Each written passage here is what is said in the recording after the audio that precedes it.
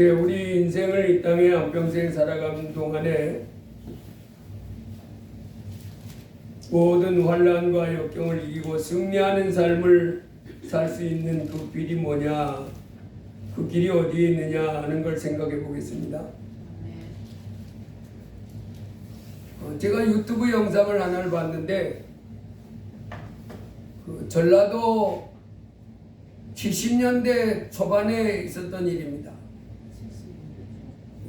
그때는 이제 우리나라가 이제 가난한 시대, 뭐 6.25 때 6.25 끝나고 막 그때 같지는 않았지만 그래도 이제 가난한 나라, 가난한 속에 있었는데, 그때 이제 엄마는 미용실인가 했고 아버지는 제대로 술 마시고 뭐 노름하고 이러면서 제대로 직장도 없이 살았나 봐요. 그래서 이제 부부가 싸움을 많이 하는 가운데 그 6살짜리 남자아이하고 그 3살짜리 딸아이가 있었는데, 이 엄마는 이제 돈 벌기 위해서 걔들을 집에 놔두고 그 이제 일하러 갔는데 어느 날 6살 남자아이가 없어진 거예요. 근데 이제 어디 간지도 모르고 그래서 이제 걔를 찾아 헤맸는데 그 아이를 나중에 이제 찾았는데 몇 년 만에 찾았냐면 그 50년 만에 찾았어요. 50년 만에 이제 그 찾았는데 그 법이 보니까 그 당시는 이제 보육원이나 유치원 이런 데 들어가면 그 입양을 많이 보냈죠. 우리나라에서 이제 가난하니까 그 해외로 이제 입양을 많이 보냈는데, 근데 그 입양을 보낸 그 서류 같은 것들을 안 보여주게 돼 있다는 거예요. 누가 거기에 왔다가 이런 서류를 못 보게 했다는 거예요. 근데 2006년도에 법이 바뀌어서 이제 그걸 다 보여주게끔 저기 경찰을 대동해서 영장을 가지고 오면 이렇게 보여주게 돼 있는 법이 바뀌었답니다. 왜 그래? 제가 가만히 생각해 봤어요. 왜 그런 법을 만들어 놨을까? 왜 도대체 부모가 아이를 없어가지고 아이 이런 아이가 들어왔는 거 확인하려고 그러면 보여줘야 될 거 아니에요? 이런 아이가 있었다. 근데 못 보게 했다는 거. 확인을 안 해준다. 확인해 줬어. 2006년도에 가서야 그 법이 이제 만들어져서 확인할 수 있었는데, 그 당시 70년대 뭐 이렇게 가면서 근데 너무 가난하니까 이 입양을 보내는 사람들이 직업적으로 이렇게 막 돈을 이렇게 붙잡아가지고 애들을 돈 받고 보내는 이와 같은 일이 이제 뭐 있었다고 그래요. 암암리에. 그러니까 비공식적으로는 그들이 아주 사업적으로 그걸 하는 거예요. 아이를 입양 보내고 돈 받고, 입양 보내고 돈 받고. 그래서 이 사회적인 문제가 많다 보니까 이제 이게 그걸 이제 안 보여주는 거예요. 누가 여기 왔는지 어떤 애가 왔는지 그걸 전혀 안 보여주고 있다가 2006년도에야 이제 그걸 법이 통과되면서 이제 가보니까 그 자료가 있는 거예요. 그 아이가. 그래서 이제 그 아이가 어디로 입양 갔는가를 따져서 연락이 돼가지고 이 부모가 이제 우리 아이가 그 이름을 바꿔놨더라고. 이름이 이제 얘는 뭐 전문신가 그런데 이름을 조모로 바꿔놨어. 근데 그 밑에다가 얘 본 이름을 적어놓은 거야. 이제 6살 아이가 말했던 그 이름을 적어놓고 이제 그 입양기관에서 걔를 보낼 때 다른 이름으로 만들어서 보냈는데 그 밑에다 가로하고 그 이름을 옛날 이름을 적어놓은 거예요. 아이가 말했던 이름을. 그래서 이제 만났습니다. 근데 어디가 있다니 미국 가 있더라고. 미국의 뉴욕에 살게 돼가지고 지금은 이제 49년인가 만에 만났는데, 그러니까 벌써 40몇 년 만에 만났으니까 지금 51살인가 2살인가 그렇더라고요. 그래서 이제 연락이 돼가지고 편지도 왕래하고 영상도 보고 이러는데 이 아들이 선뜻 안 오는 거예요. 왜 그렇게 그 사실을 알고도 한 10년 동안 이 아들이 안 왔더라고. 근데 아들이 왜 엄마는 나를 버렸을까? 왜 우리 부모님은 나를 버렸을까? 이제 그런 생각을 가지고 우리 부모는 어떤 분일까 이런 궁금증이 있잖아요. 근데 그 미국 뉴욕에 그가 살던 그곳에는 그 한국 사람이라고는 자기밖에 없었다는 거예요. 전부 이제 미국 사람이에요. 그래서 처음에 와가지고 하는 말이, 제가 살던 곳에는 한국 사람은 저밖에 없었는데 여기 오니까 한국 사람이 너무 많아서 신기하다. 전부 한국 사람이라 신기하다. 자기가 사는 동네에서는 자기 혼자만이 한국 사람이었고 전부 이제 미국 사람이었고 그런 동네에서 살았더라고. 그리고 그 입양을 받아준 그 입양 어머니가 그 자녀가 9이야, 9. 그리고 10번째를 얘를 입양을 해요. 얘를 키웠더라. 근데 이 알고 몇 년 동안 이 친엄마를 찾아오지 않았는데 아버지님이 돌아가셨고, 왜 그랬냐 그랬더니 자기를 키워주신 그 양어머니가 내가 그 친생모를 만나러 가는 것, 고향을 찾아가는 것에 대해서 내색은 안 하겠지만은, 그리고 어떤 것도 용납하고 어떤 괴로움이 있어도 스스로 소화해내는 어머니지만은, 그러나 어머니가 좀이라도 마음이 좀 상할까봐, 고통을 당할까봐 내가 선뜻 못 용기를 내렸다. 그러다가 이제 방송에서 그걸 취재하기 위해서 또 접촉을 해가지고 이제 오게 됐더라고. 그래서 와서 만났는데, 이 사람은 이제 완전 미국 사람 됐잖아요. 거의 뭐 45년? 지금 이제 6살에 가서 45년간 미국에 살았으니까 이제 완전 미국 사람이에요. 그 한국말을 하나도 모르고 미국 사람인데, 이 미국 사람 된 이 사람이 와가지고 하는 말이 뭐냐면, 둘이 이제 서로 얘기하는 거예요. 과거에 있었던 얘기를 쭉 하는데, 이 아들의 입장에서는 뭘 얘기하냐면, 아들은 그 내가 그 어렸을 때 있을 때 다는 기억이 안 나는데 그 남자하고 여자가 둘이 싸웠다는 거예요. 그리고 남자하고 여자하고 싸우는데 여자가 트렁크를 가지고 나가려고 그래서 그러고 있는데 그 남자가 자기를 때려서 자기가 집을 나왔다, 이렇게 기억하더라고. 그런데 그 사실을 그 어머니는 기억을 못하네. 그런 일이 없었는데. 그래서 평상시에 부부가 싸움은 많이 했대요. 왜냐하면 남편이 술 먹고 노름하고 돈을 안 벌고 이러니까 나와서 돈 좀 벌어라. 그 싸움 많이 했는데, 그래서 그건 이해 못하겠다.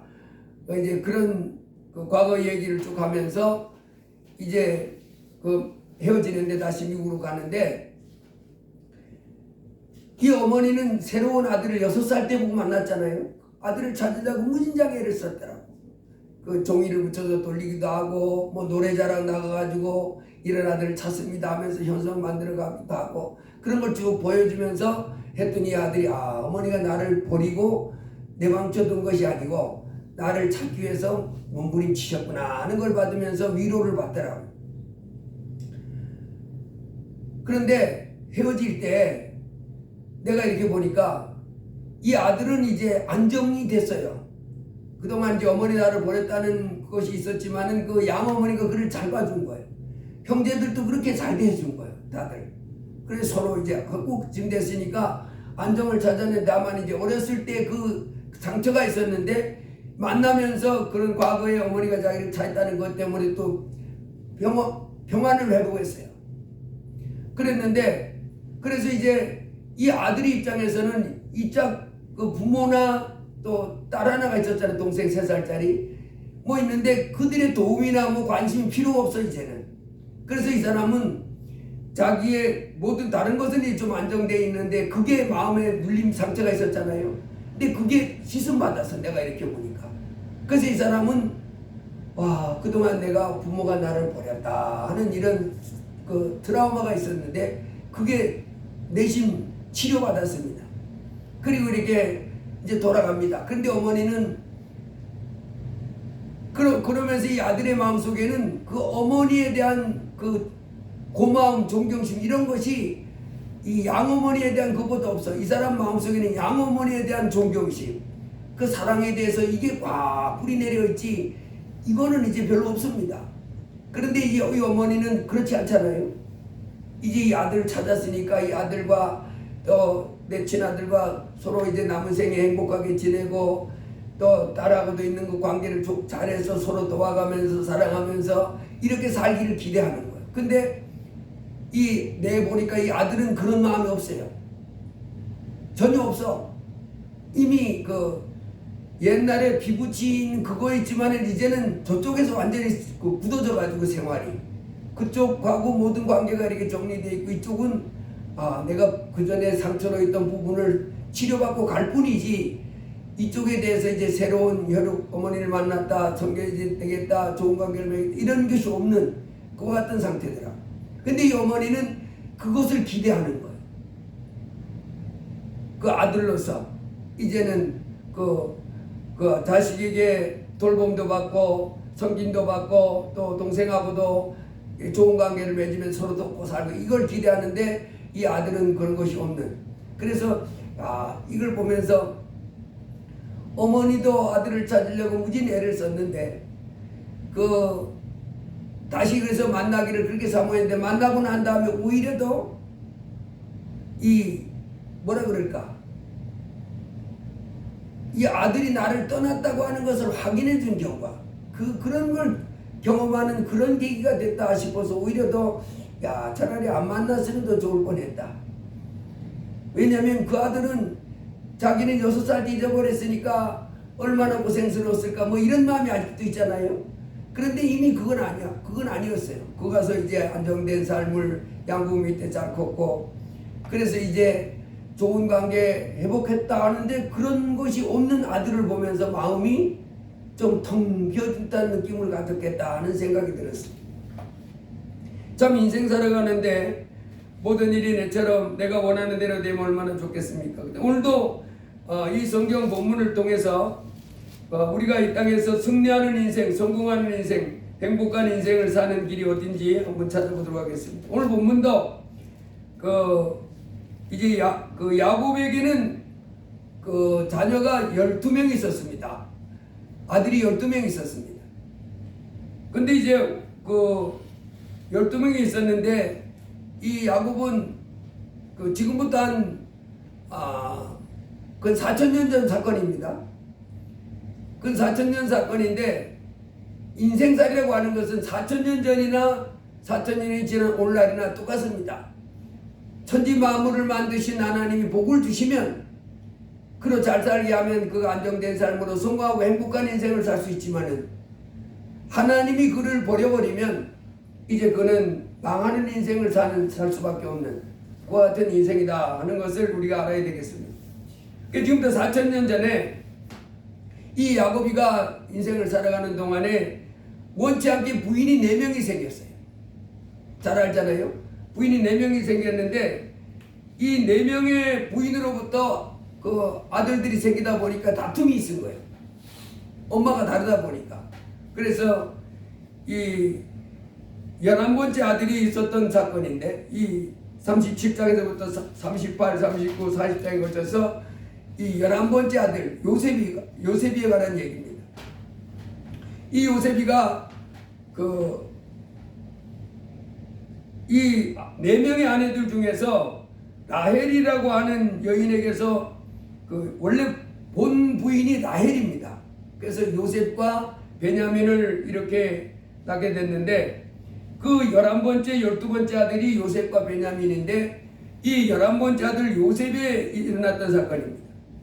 이 요셉이가 아버지 야곱에게 11번째 아들로 태어나가지고 사는데 이 당시에 야곱이는 목축하는 사람입니다. 아브라함도 목축하는 사람이고 이삭도 목축하는 사람이고 야곱이도 목축하는 사람이에요.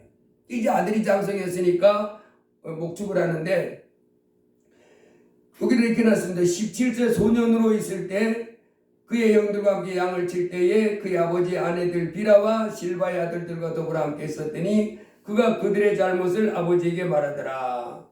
이제 12아들 중에서 11번째 아들 이 요셉이가 아버지 야곱에게 특별히 사랑을 받았던 것 같아요.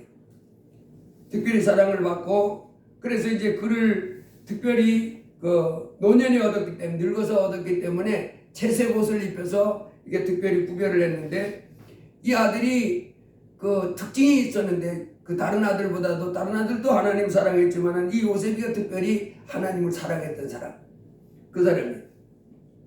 근데 어느 날 이 그 목축업을 하다 보니까 아버지는 늙었고, 그러니까 아들들이 젊었으니까 아들들이 목축업을 하러 이렇게 다닐 거 아니에요. 그런 상황 속에서 어느 날 그 전에 있었던 일입니다. 요셉이 꿈을 꿨는데 형들이 10명이나 되잖아요. 자기가 11번째니까. 형님들, 제가 꿈을 들어보세요. 그러더니 내가 밭에서 곡식단을 우리가 밭에서 곡식단을 묶더니 내 단은 일어서고 당신들의 단은 내 단을 둘러서서 절하더이다. 둘러서 가지고 다른 단이 다 자기한테 절하더라. 그랬더니 형들이 내가 참으로 우리의 왕이 되겠느냐, 참으로 우리를 다스리게 되겠느냐 하고 그의 꿈과 그의 말로 말미암아 그를 더욱 미워하더니, 가뜩이나 지금 여러 가지 일로 미워왔는데 이 요셉이가 이 꿈 얘기를 하니까 형들이 뭐 이런 녀석이 다 있나 싶을 정도입니다. 가뜩이나 미운 짓을 골라서 하면서 아버지에게 특별히 그 채색 옷을 입고 구별돼서 일도 제대로 안 하면서 자기들은 양치느라고 맨날 고생 많이 하는데 그런 고생도 안 하면서 이런 생각을 가지고 미워하고 있는 밤에 꿈을 다시 한번 또 꿉니다. 내가 꿈을 꾼즉 또 꿈을 꾼즉 해와 달과 11별이 내게 절하더이다. 해와 달은 아버지와 엄마, 11별은 나머지 형들 10명하고 동생 1명. 그게 자기의 절합니다. 그랬더니 그 꿈 얘기를 아버지에게 했더니 아버지가 나와 내 어머니와 내 형들이 참으로 가서 땅에 엎드려 내게 절하겠느냐. 그러면서 그의 형들은 시기하되 그의 아버지는 그 말을 간직해 두었더라. 아버지 야곱은 하나님이 그 저놈을 꼭 귀하게 이렇게 들어 쓰시는구나 하는 생각을 했단 얘기겠죠. 그래서 저놈이 그 우리 모든 가족을 다 이렇게 그 다스리는 그런 높은 자리에 그렇게 올라간다는 얘기인가, 이렇게 마음에 이렇게 새겼다, 그렇게 말했습니다. 근데 그의 형들이 세겜에 가서 아버지의 양떼를 칠 때에 이스라엘이 요셉에게 이르되 내 형들이 세겜에 가서 양을 치지 않느냐, 너를 그들에게로 보내리라. 요셉이 아버지에게 대답하되 내 그리하겠나이다. 이스라엘이 그에게 가서 내 형들과 양떼가 다 잘 있는지를 보고 돌아와 내게 말하라 하고 그를 헤브론 골짜기에서 보내니 그가 세겜으로 가니라. 여기 제가 그림을 대충 그렸는데 여기 보면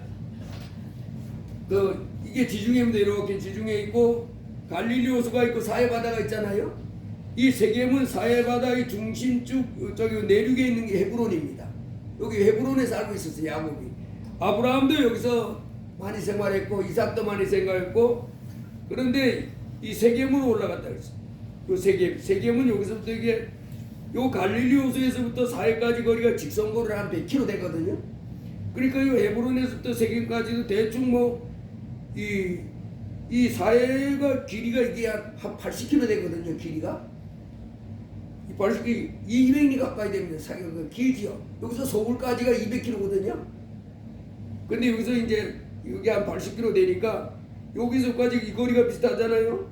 그러니까 헤브론에서부터 세겜까지 그건 한 100km, 한 80km 이상 100km 되는 거리입니다. 여기서부터 여기 살고 있는데 100km 떨어진 곳에 양을 치는 거예요, 아들들이.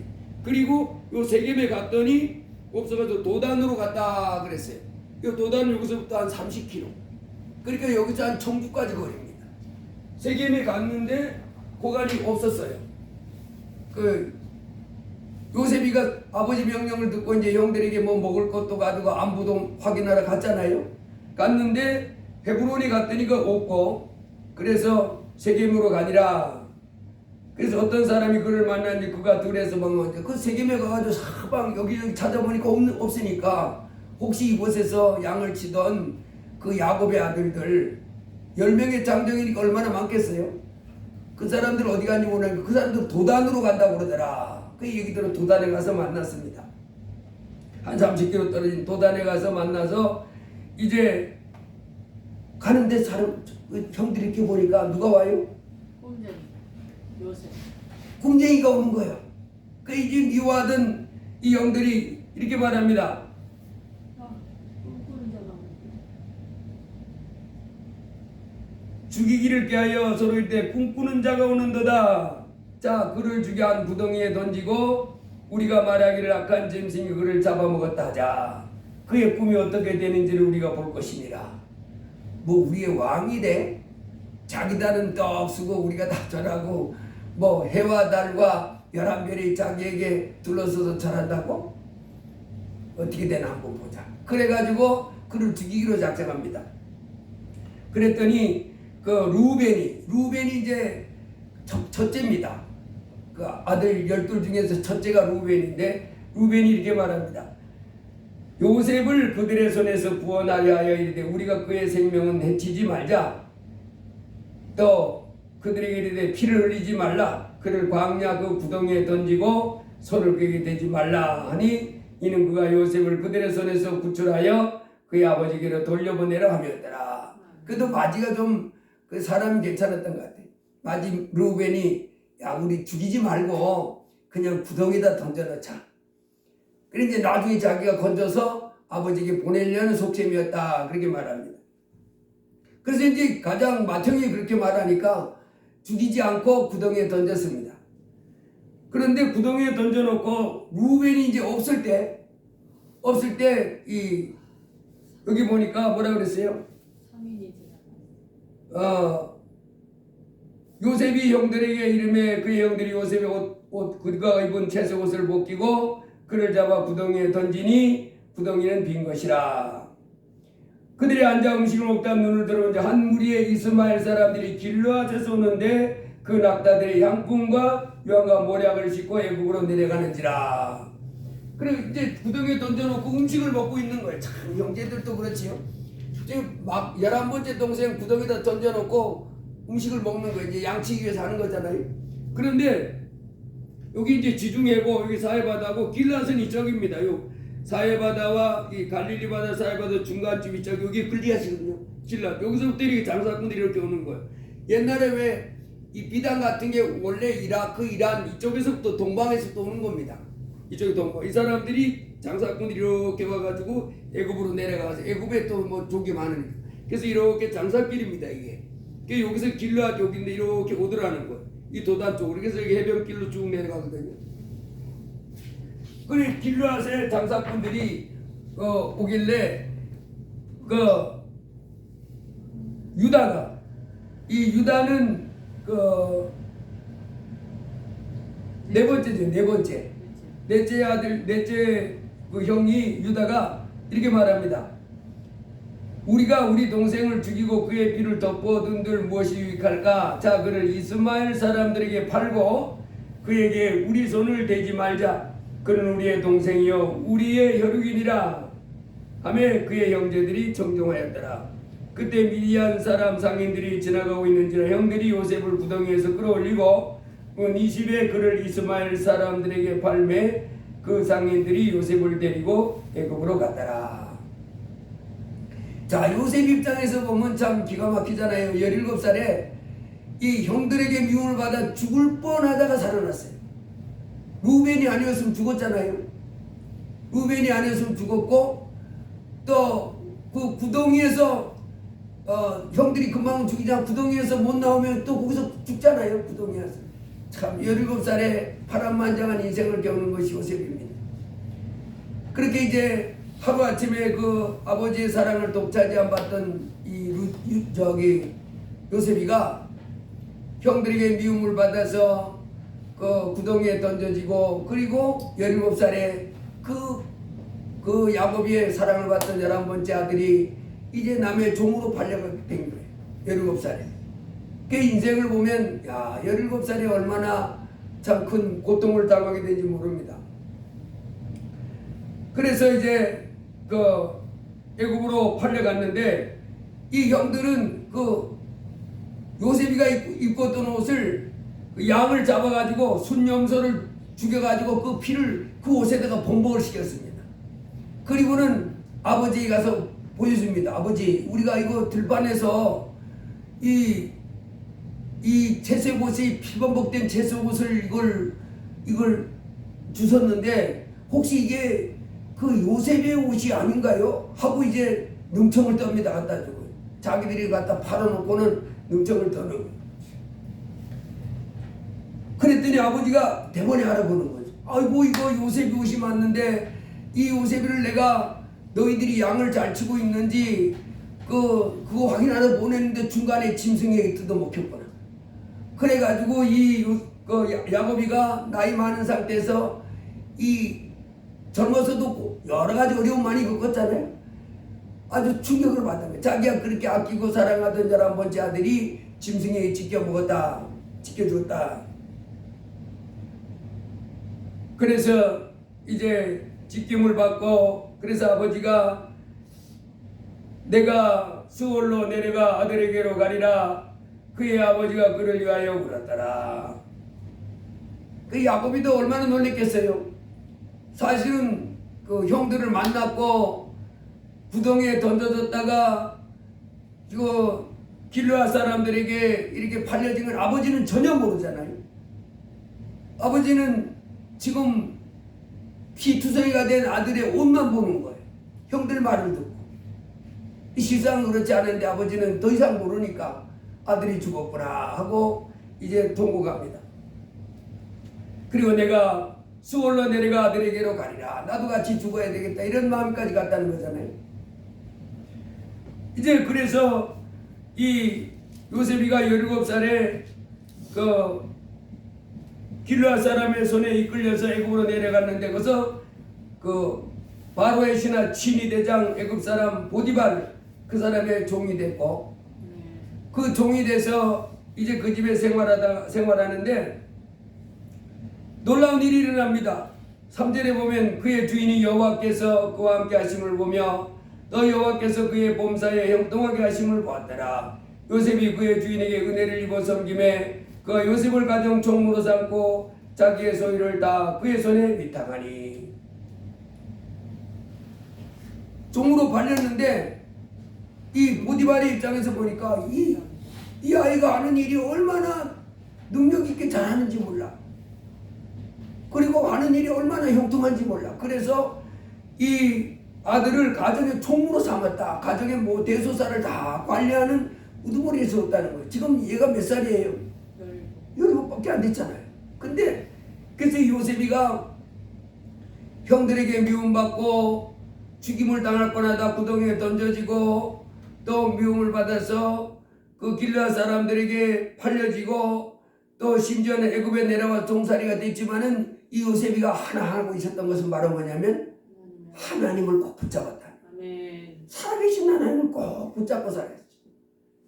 그랬더니 이 요셉이가 그 종으로 가서도 이제 귀하게 여김받고 말도 안 통했을 거 아니에요? 말도 안 통했고 문화도 좀 달랐을 건데 거기서도 야 어떻게 저렇게 훌륭한 아이가 있지 싶을 정도로 인정받아서 가정 총무가 됐습니다. 그래서 그가 요셉에게 자기의 집과 그의 모든 소유물을 주관하게 한 때부터 여호와께서 요셉을 위하여 그 애굽 사람의 집에 복을 내리심으로 여호와의 복이 그의 집과 밭에 있는 모든 소유에 미친지라. 주인이 그의 소유를 다 요셉의 손에 위탁하고 자기가 먹는 음식 외에는 간섭하지 아니했더라. 요셉은 용모가 변하고 아름다웠더라. 이제 그렇게 가정의 총무를 맡아서 그 당시 지인에 보디발의 집은 그 바로의 신하 지인대장 이 보디발의 집은 그 아주 권세 있는 집이잖아요. 그리고 나라에 죄를 지은 사람을 이 사람의 그 감옥에다 가둬놓을 정도니까 이 집 지금 권세가 얼마나 큰지 알겠지. 엄청난 권세와 큰 규모의 살림을 하고 있는 집인데 거기서 총무 일을 하고 있는 거예요. 최고 우두머리가 돼가지고 관리하는. 그렇게 됐던 것은 바로 이 아이가 하는 모든 일이 너무너무 잘하는 거예요. 규모가 있고. 그렇게 했던 것은 하나님이 그와 함께 하셨기 때문이다. 그랬어요. 그리고 이제 그곳에 생활하는데 이 보디발의 아내가 유혹을 합니다. 나하고 동침하자. 그러다가 이제 이것을 뿌리치는데 이 요셉이가 그럽니다.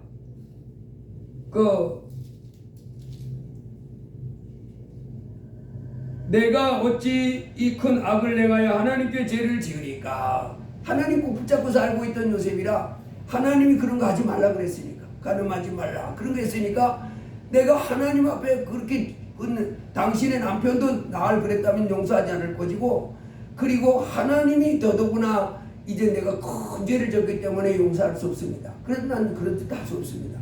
그러다가 이제 억울한 일을 당해서 감옥에 가게 됩니다. 이 남편에게 거짓말로 저 사람이 나를 이제 가늠하려고 달려들어서 내가 소리를 질렀더니 도망갑니다. 여기 증거로 옷이 있습니다. 이래가지고 억울하게 이제 죄를 짓고 감옥에 들어갑니다.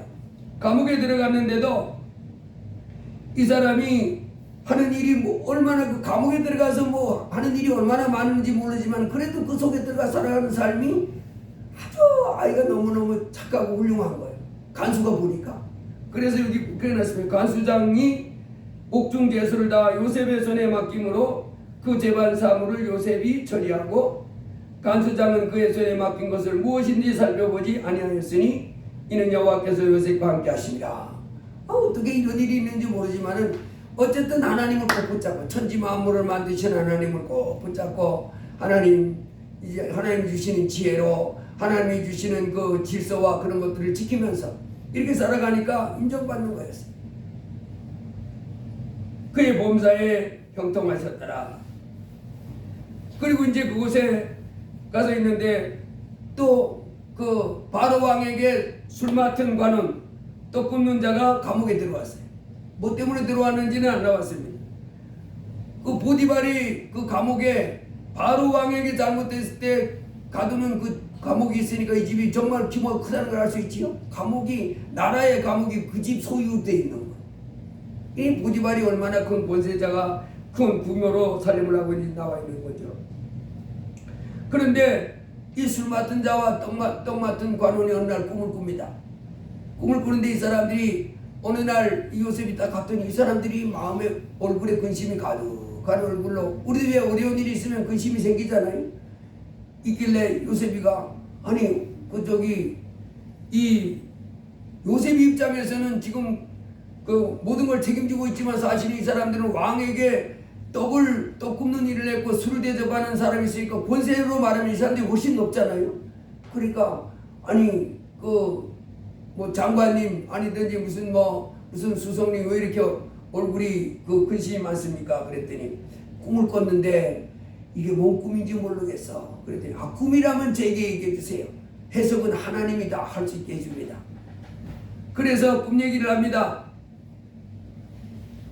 그래서 술 맡은 관원장이 내가 지난밤에 꿈을 꾸는데 내 앞에 포도나무가 하나 쫙 서 있었다. 근데 포도나무에서 세 가지가 쫙 나고 싹이 나서 꽃이 피고 포도송이가 주렁주렁 맺고 익었고, 그래서 내 손에 바로의 잔이 있기로 내가 포도를 따서 그 즙을 바로의 잔에 짜서 바로에게 드렸습니다. 그랬더니 그 꿈은 세 가지니까 앞으로 사흘 안에 당신이 머리를 들고 당신의 전직을 회복시키리니 당신이 그 술 맡은 자가 되었을 때 하던 같이 바로의 잔을 그의 손에 드리게 되리이다. 당신 3일 안에 옛날로 복직한다는 거잖아요.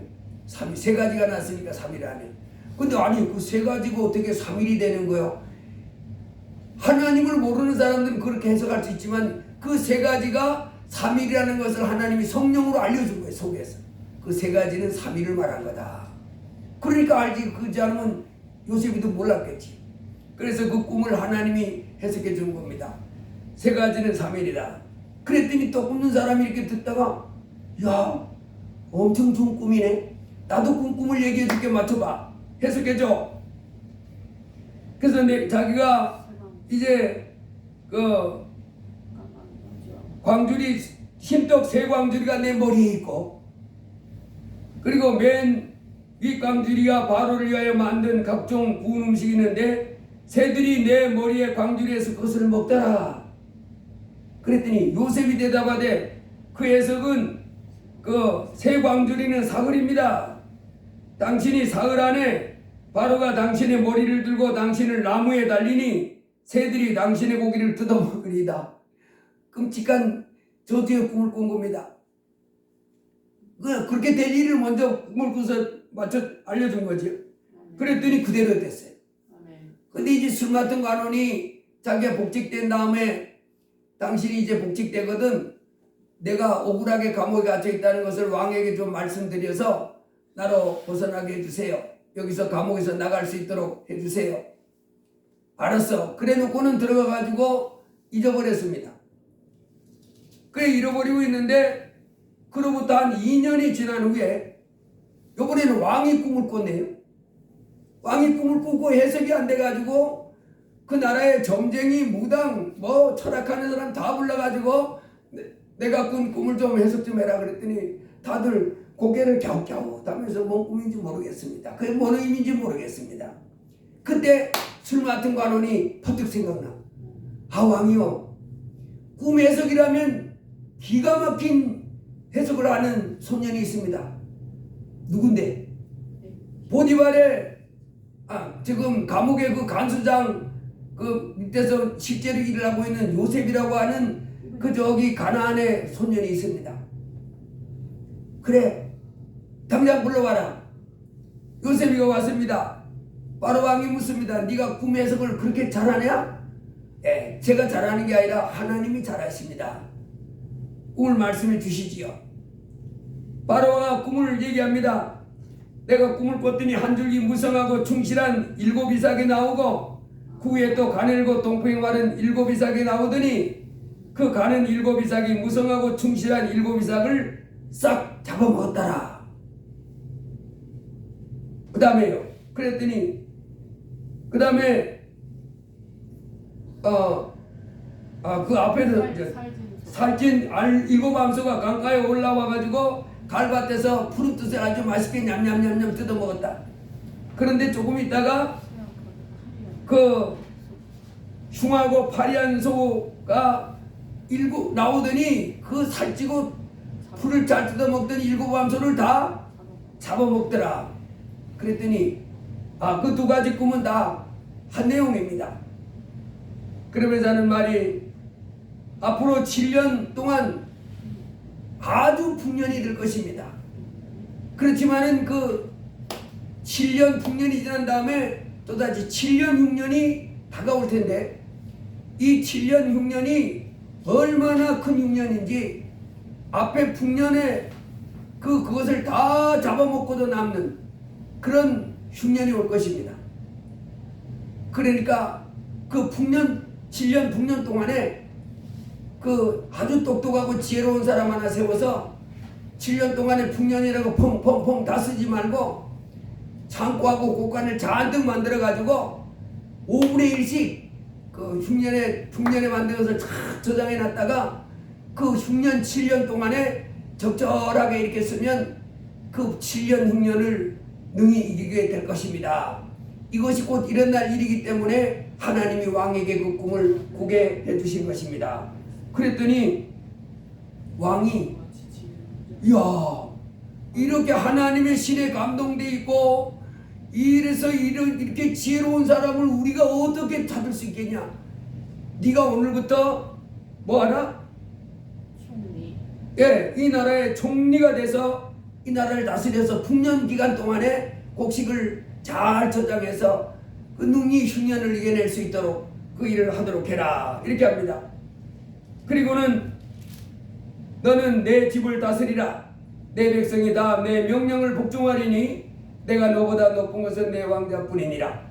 바로가 또 요셉에게 이르되 내가 너를 애국 온 땅의 총리가 되게 하노라 하고 자기의 인장 반지를 빼어 요셉의 손에 끼우고 그에게 세마포 옷을 입히고 금사슬을 목에 걸고 자기에게 있는 복음 수레에 그를 태우매 무리가 그의 앞에서 소리 지르기를 엎드리라 하더라. 바로가 그에게 애국 전국을 총리로 다스리게 하였더라. 요셉이 애굽왕 바로 앞에 설 때에 30세라. 야, 17살에 그 형들로부터 미움받아서 죽을 뻔했던 요셉이가 13년 동안이나 그 어려움이 많이 있었지만은 그 어려움 속에서도 보면 이 보디발의 집에 있어도 가정 총무로 있었잖아요. 감옥에 어렵게 해서 억울하게 끌려갔지만 거기서도 간수장의 신문을 받아서 모든 일을 도맡아 했고, 그리고 13년 만에 마침내 뭐가 됐어요? 그 거대한 제국 애굽의 총리가 됐습니다. 그 바로 왕이 말하기를 뭐라 그랬어요? 예, 그 바로 왕이 말할 때 그 이름만 내가 왕이지 실제의 모든 권한은 너다, 이렇게 말할 정도였어요. 야, 여러분, 우리가 여기서 보면 우리 인생은 여러분 하나님이 함께 하시고, 하나님이 나와 함께 하시면 모든 그 역경과 위기를 벗어나서 이겨내고 승리하는, 성공하는 인생을 살 수 있다는 것을 배울 수 있습니다. 그래서 우리 성경에 보면 아브라함, 이삭, 야곱도 많은 고난을 겪었지만 다 그 사람들 거부가 되고 승리하는 인생을 살았음을 우리에게 말합니다. 그리고 천국 갔습니다. 여러분, 우리도 이 땅에서 이제 승리하는 인생, 성공하는 인생 살다 천국 가는 유일한 길은 우리 하나님을 잘 섬기고 하나님 말씀에 순종하며 살아가면 어떤 위기가 온다 할지라도 이겨내고 또 풍성하고 장래가 있는 삶이 되는 줄로 믿습니다.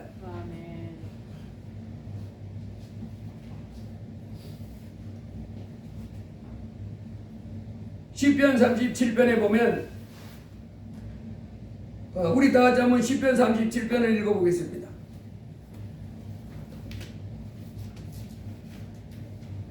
시편 37편.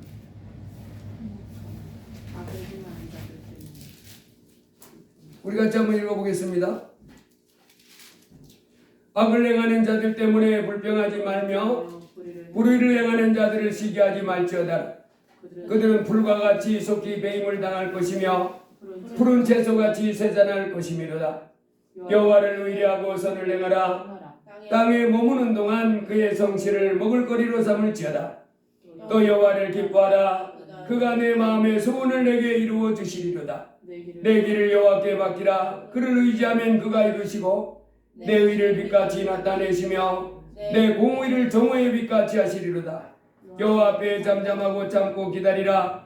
자기 길이 영통하며 악한 꾀를 내는 자 때문에 불평하지 말지어다. 분을 그치고 노를 버리며 불평하지 말라. 오히려 악을 만들 뿐이라. 진실로 악을 행하는 자들은 끊어질 것이나 여호와를 소망하는 자들은 땅을 차지하리로다. 잠시 후에는 악인이 없어지리니 내가 그곳을 자세히 살필지라도 없으리로다. 그러나 온유한 자들은 땅을 차지하며 풍성한 나병으로 즐거워하리로다. 여러분, 이 땅에서 내 인생 성공하고 내 인생 소망이 있고 장래가 있고 이 풍파가 몰아치고 또 홍수가 나고 세상이 흔들린다 할지라도 우리가 크신 하나님 꼭 붙잡고 하나님 말씀에 순종하며 살아가며 하나님께 영광 돌리며 살아갈 때 이 땅에서 내 삶은 든든한 줄로 믿습니다. 이 땅에 수많은 사람들이 하나님께 돌아오지 않고 하나님을 섬기도 않으면서 자기 인생 성공하는 인생 되고 장래가 있고 소망이 있는 삶을 살아가려고 합니다. 그러나 하나님을 버린 사람들, 하나님 말씀을 떠나서 이제 하나님을 섬기지 않는 사람들은 망하는 일밖에 없다 그랬습니다. 파멸과 고통. 예수님 말씀했습니다. 회개하지 않는 사람은 망대가 무너져서 치워 죽은 18사람들처럼, 또 갈릴리 빌라도가 갈릴리 사람들을 제물로 드릴 때 희생당한 사람들처럼 회개하지 않고 하나님 섬기지 않고 또 하나님 말씀에 순종하지 않는 사람, 이 천지 만물을 만들고 다스려 나가는 전능한 창조주 그 하나님을 섬기지 않고 순종하지 않는 사람은 다 망한다고 그랬어요. 그와 같이 망한다고 그랬어요. 그래서 하나님을 섬기지 않으면서도 자기 인생이 잘 되기를 기대하는 사람, 성공하고 자기 인생이 앞으로 행복하고 좋은 일이 많이 있기를 기대하는 사람은 어리석은 사람입니다. 예레미야 17장 5절에 이렇게 했습니다. 여호와께서 이같이 말씀하시니라. 무릇 사람을 믿으며 육신으로 그의 힘을 삼고 마음이 여호와께서 떠난 그 사람은 저주를 받을 것이라. 그는 사막에 떨기나무 같아서 좋은 일이 오는 것을 보지 못하고 광야 간조한 곳 건건한 땅 사람이 살지 않는 땅에 살리라. 그러나 무릇 여호와를 의지하며 여호와를 의뢰하는 그 사람은 복을 받을 것이니라. 그는 물가에 심겨운 나무가 그 뿌리를 강변에 뻗치고 더위가 올지라도 두려워하지 아니하며 그 일이 청청하며 가문 은혜에도 걱정이 없고 결실이 그치지 아니함 같으니라. 여러분, 우리가 하나님을 섬기면서 꼭 깨달아야 됩니다. 예수님도 가르쳐 주셨습니다. 공중나는 새를 보고 들에 핀 백합화를 보라 하시면서 그것들을 돌봐주시는 이는 하나님이시다 그랬어요. 우리 인생도 하나님이 돌봐주시고 하나님이 복을 주셔야 장래가 있습니다. 그래서 우리가 이 땅에 사는 동안에 하나님 나라 의를 구하고 힘써 하나님을 사랑하고 하나님을 예배하고 하나님 말씀에 순종하면서 하나님께 영광 돌리는 삶을 향하여 힘써 나가야 됩니다.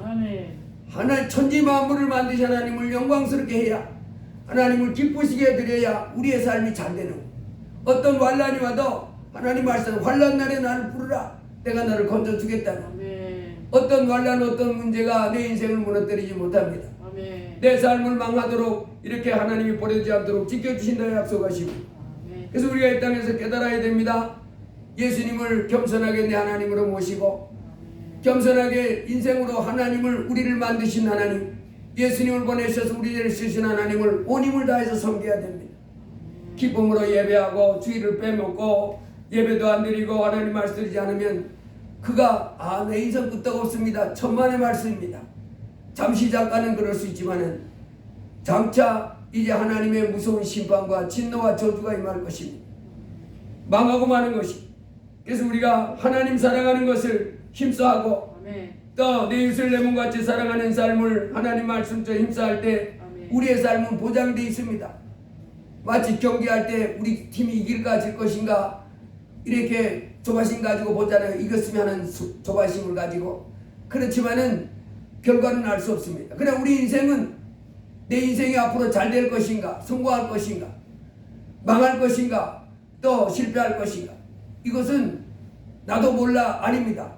결정되어 있습니다. 내가 뭐하는 한 하나님을 사랑하고 하나님께 영광 돌리고 하나님을 경외하고 기쁨으로 순종해 나가면 내 인생은 보장되어 있습니다. 어떤 문제가 있을지라도 다 풀어지고 승리하는 삶 존귀한 삶 살다가 영원한 천국까지 가는 영광을 누리게 될 줄 믿습니다. 그래서 우리가 힘써야 될 것은 하나님 나라를 먼저 구하고 하나님의 의를 열심히 찾는 믿음의 삶을 살기를 주의 이름으로 축복합니다. 시편 50편에도 감사로 하나님께 제사를 드리며 지존하신 이에게 내 소원을 갚으며 환난 날에 나를 부르라 내가 너를 건지리니 내가 나를 영화롭게 하리라. 예수 이름으로 우리가 이 땅에서 죄사함을 받고 하나님의 자녀로 인정받았으면서도 하나님을 섬기는 것을 뒤로 멀리하고 이제 육체의 종욕을 쫓아서 안목의 종욕을 쫓아서 이생의 자랑을 쫓아 있게 살아가고 하나님을 버리면 그 인생은 아무도 보장할 수 없습니다. 망하고 만다 했습니다. 그래서 우리가 회개하고 하나님 사랑하는 일에 힘쓰기를 주의 이름으로 축복합니다. 그것이 지혜로운 사람, 자기 인생을 잘 지켜내는 사람이라 이 말입니다. 하나님을 사랑하고 하나님 말씀에 순종하면서 하나님께 점점 더 영광을 돌리며 나가면 내게 돌아오는 것은 복입니다. 내게 찾아오는 것은 참으로 놀라운 장래가 있는 인생길입니다. 그렇게 살다가 그래서 예수님이 이 땅에 살고 있는 사람들에게 수고하고 무거운 짐진 자들아 다 내게로 오라 내가 너희를 쉬게 하리라. 나는 내 멍에는 쉽고 내 짐은 가볍다 했고 나는 마음이 온유하고 겸손히 나의 멍에를 메고 내게 배우라. 우리는 하나님을 꼭 붙잡고 하나님 앞에 나가서 열심으로 배워야 됩니다. 주님 앞에 나가서 찬송하고 주님 가르침을 받고 주의 인도함 속에서 주와 함께 살아갈 때 여러분이 이 땅의 삶을 승리할 수 있습니다. 반드시 세상 뭐라 그래도 승리할 수 있습니다. 세상 사람들은 뭐 저주를 한다고 뭐 부적을 뭐 10만 원에 사가지고 가슴에 품고 살면 뭐 저주가 떠나간다. 그리고 뭐 또 부적을 해가지고 머리 베개다 놓고 살면 이제 뭐 복을 받는다. 이런 온갖 짓을 다 합니다. 다 부질없는 일입니다. 그렇게 해서 저주에서 해방되고 복을 받는 삶이 아니라 천지 만물을 만드신 하나님, 그 하나님을 사랑하고 그 하나님을 순종하며 살아가면 신기하게도 그 인생이 펼쳐지고 놀라운 은총이 임하는 이와 같은 일이 일어나는 것입니다. 우리 하나님 앞에 이제 우리가 참으로 마음을 다해서 하나님 사랑하고 또 내 이웃을 내 몸같이 사랑하면서 하나님이 주시는 복을 받는 그 영광을 누리길 주의 이름으로 축복합니다. 제가 이걸 늘 말씀드리지만은 미국의 존 필립스라고 하는 사람이 지난 200년간 하나님을 섬기며 순종하고 11조를 드리고 주의를 지키며 살았던 그 한 사람하고 교회를 해치고 주의 종을 쫓아내고 자신도 교회를 떠난 미국의 그 마스시코, 그리고 그 하나님 잘 섬겼던 요나단에도 두 사람의 후손들을 200년 동안 쭉 추적해 봤더니 하나님을 잘 섬기고 또 이제 하나님께 순종하면서 이렇게 믿음으로 이렇게 살았던 사람은 요나단 에드워드 우선은 목사가 203명, 대학교 총장이 13명, 대학교 교수가 108명, 부통령 1명, 또 대사가 1명, 국회의원이 21명, 기자가 80명. 그리고 그 마트 짓고 하나님을 대적하고 교회를 해치고 불순종하면서 이렇게 살던 사람 고지가 306명, 강도가 63명, 살인이 7명, 매음자가 26명, 전응아 203명, 하급관리가 73명. 갈라지는 것입니다. 천지 만물을 만드신 하나님을 온 힘을 다해서 사랑하고 섬기면서 또 하나님 말씀에 순종해 살아가면 정말로 내 인생 보장되어 있는 행복하고 성공하고 잘 되는, 어떤 어려움이 와도 그 어려움을 이겨내는 승리하는 삶을 살게 될 줄 믿습니다. 제가 며칠 전에 기사를 보니까요, 교사들의 꿈이 교장 되는 건데 이 교장을 바로 눈앞에 있는 교감 선생님들이 요즘 사퇴를 그렇게 많이 한다는, 나 퇴직하겠습니다. 아니 정말 교감과 올라까지 얼마나 어려웠어요. 뭐 점수도 다 공부하고 어렵게 왔는데 이제 조금만 짜면 자기가 교장 되는데 그만둔다는 거예요. 왜 그렇게 그만두냐 그랬더니 이 민원인들이, 이 부모들이 자꾸 뭘 제기하는 거예요. 민원을 뭐 우리 아이가 어떻고 뭐 그것을 이제 중심에서 해결해야 될 위치가 있는 사람이 교감이라 돼요. 그리고 또 하나, 교사들이 요즘은 이제 교사들의 직분이 있잖아요. 무슨 부장 왜냐하면 그 일을 해야 되니까. 근데 교사들이 담임도 안 맡으려고 그러고 그것도 안 하려고 한다는 거예요. 그래가지고 그걸 이제 교감이 교사들을 설득해가지고 좀 맡아줘. 나 안 할래. 담임 맡으면 수당이 좀 가겠지만 그 수당 몇 푼 더 받는 것보다는 그거 학부모한테 시달리기 싫어가지고 그 문제야 시달리기 싫어 그냥 아이만 딱 가르치고 나오고 그냥 이렇게 하니까 그거를 맡겠는데 교감이 그걸 하느라고 아주 진땀 뺀다는 거예요. 교사들이 서로 그 직임을 안 맡으려고 그러니까, 직분을 안 맡으려고 그러니까 그거를 사정 해가지고 맡으라고 그런데 안 맡으려니까 죽을 맛이라는 거 지금 중간에 끼어가지고, 그래서 교장 좋긴 좋은데 더 이상 감당 못하겠다. 그래서 이제 명예퇴직, 나 그만두겠습니다. 나 이제 그만해. 이런 교감들이 지금 기하급수적으로 늘어난다는 그 기사 난 걸 봤습니다. 여러분 이 세상 살아가는 것이 오락가지 않습니다. 성공하는 인생, 행복한 삶. 그러나 우리는 전지전능한 하나님과 함께 하시면서 하나님이 도우시면 그 모든 어려움도 능히 이겨내고 승리하고 행복한 인생, 성공하는 인생으로 이렇게 우리 인생을 살아낼 수 있게 될 줄 믿습니다. 그러다가 천국까지 가는 영광스러운 천국. 그래서 예수님을 믿는 이 최고의 영광, 영원한 생명, 천국 가는 그 소망이 참으로 얼마나 좋은 일입니까? 그래서 우리가 예수님 믿는 이것을 소홀히 하지 말고 이제 힘써서 무슨 일이 있다고 주일날 빼먹고 뭐 잡잡고 물러가면 그 인생은 절단난 겁니다. 소망이 하나도 없는. 그 지호를 지금 아무리 그래도 막 매도 꿈틀거리면서 이렇게 하고 안 나옵니다. 그 인생, 자기 인생을 망치는 거. 자기가 이렇게 하면 좋은 인생 될 것 같아도 하나님이 그 인생 그렇게 하면 하나님을 영화롭게 하고 하나님을 기쁘시게 하고 하나님이 좋아하는 걸 자꾸 해야 이게 좋은 일이 생기지. 이 온 우주 만물 머리카락 하나까지 다 아뢰하신 하나님이 앞에서 그렇게 살아가면 그 인생이 장래가 없습니다. 그리고 영원한 천국도 그렇게 살다가 들어간다는 보장이 없어. 버림을 받아서 너무도 불쌍한 인생이 되고 마는 것입니다. 그래서 우리가 이제 주어진 한날 한날을 참으로 행복하고 승리하는 삶을 살기 위해서 힘써서 하나님을 사랑하고 하나님 나라와 의를 먼저 구하며 사는 게, 영광을 더하며 살아갈 때 이 세상의 삶에 대해서 염려하지 말라는 풍부한 화평으로 승리하며 살게 되는 그와 같은 복을 누리게 될 줄 믿습니다. 기도합니다. 할렐루야. 고마우신 하나님 감사합니다.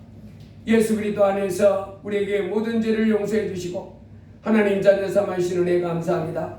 또한 이제 아버지 하나님, 오늘 요셉과 이제 형들의 시기를 받고 또 억울한 누명도 쓰고 또 여러 가지 자기는 잘못한 거 없음에도 불구하고 이런 고난을 겪지만은 마침내 하나님께서 그를 이제 그 거대한 제국 애굽의 그 최고의 실권자로 높이 올려지는 모습을 보게 해주셔서 감사합니다. 참으로 우리 인생의 성공과 우리 인생의 장래가 있는 그 길은 오직 하나, 하나님을 경외하고 이제 하나님께 순종하면서 하나님을 가까이 하고 잘 섬기는 그곳에 온다는 것을 배우게 해주셔서 감사합니다. 하나님을 대적하고 하나님을 섬기도 않으면서도 자기 인생이 성공하고 잘되고 장래가 있는 그 같은 인생이 되기를 기대하는 사람은 어리석은 사람입니다. 참으로 사람이 살지 않는 건건한 땅, 그런 곳에서 고통 가운데 살 수밖에 없는 인생이 되고 만다고, 그리고 영원한 지옥에 떨어진다고 말씀하셨습니다. 지옥으로 이제 영원한 생명길을 가도록 붙잡아 주셔서 감사합니다. 오늘도 요셉의 삶을 보면서 우리가 깨닫고 이제 힘써 하나님을 섬기는 가운데 승리하는 삶을 살 수 있도록 도와주옵소서. 예수님 이름으로 기도드리옵나이다. 아멘. 523장 찬송하겠습니다. 151장 찬송하겠습니다. 151장.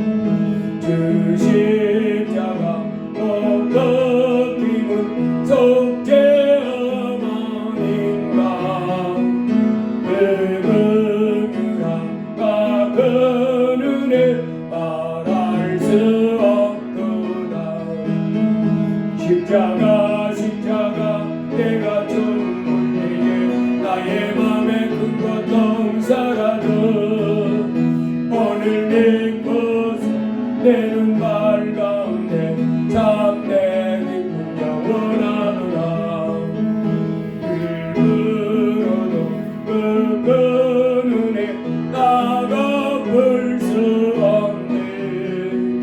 나는 인내 엄거쳐서 주의 이름 쓰리. 십자가 내가 처음 볼 때에 나의 맘에 큰 고통사라도 오늘 내 것은 내 눈알 가운데 참 내 기쁨 영원하노라. 아멘. 헌금을 내서 기도하겠습니다. 담임 목사 주정헌금 감사헌금, 홍은혜 11조 감사했습니다. 홍승우 감사